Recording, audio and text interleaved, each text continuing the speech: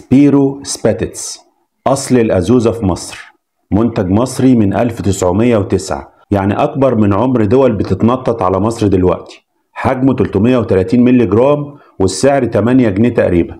طب طعمه إيه؟ طعمه حرمان عدو غاشم من دعم مادي بيستخدم لضرب إخواتنا في غزة.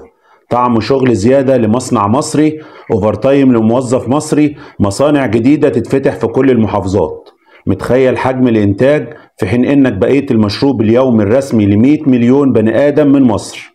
بمنتهى الموضوعية، سبيرو سباتيتس طعمها حلو جدا ومش محتاج أي تعديل. محتاجين بس يستغلوا الإقبال الغير عادي على المنتجات المصرية، وعربيات تلف في كل مكان توزع على كافة المطاعم والكافيهات والسوبر ماركت.